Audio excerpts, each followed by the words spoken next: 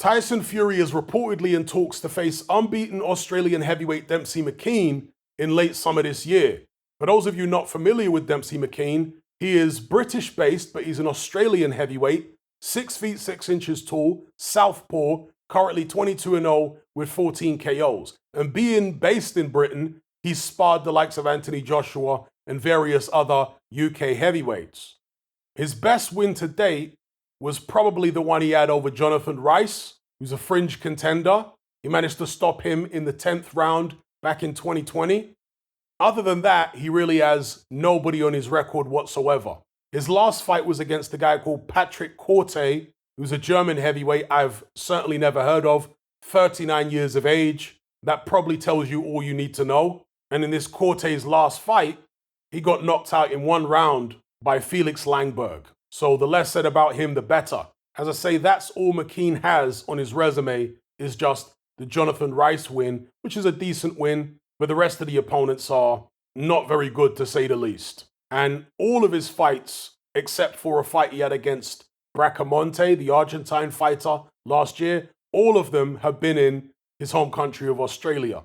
And although you do have some decent fighters in Australia, it's not exactly a hotbed of boxing talent, certainly not in the heavyweight division. In recent years, they've had Lucas Brown.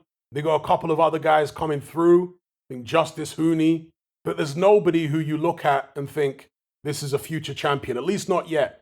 That being said, it doesn't mean Mckean can't prove himself to be a force at world level. Maybe he just hasn't had the opportunity yet to show what he can do. If he fights Tyson Fury, they're talking about late August, then he will get that opportunity. How much of a chance does he have against Fury? From what I've seen of Mckean, I'd say not much. I think Otto Wallin is a better boxer than Dempsey Mckean. I'm not saying he hits harder than Mckean necessarily, but in terms of boxing skills, I think Otto Wallin's better. This fight really makes sense to me if Tyson Fury is going to fight Alexander Usyk straight afterwards in December.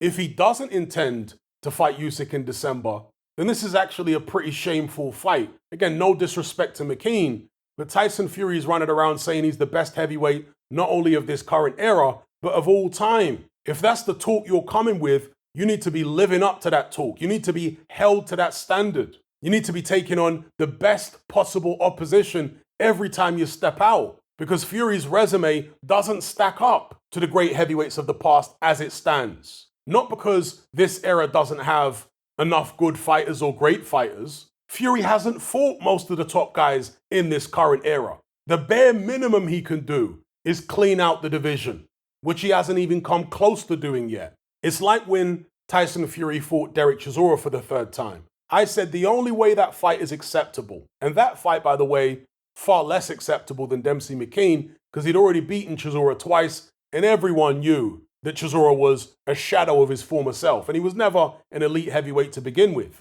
With Mckean, at least he's unbeaten. Fury hasn't fought him before. But in the lead up to that Derek Chisora fight, I said the only way that Chisora trilogy fight is in any way acceptable is if Tyson Fury is absolutely locked in to face Usyk immediately afterwards. And of course, the Fury fans lied and claimed that Fury was when he wasn't. The fight never happened. Fury never intended for it to happen.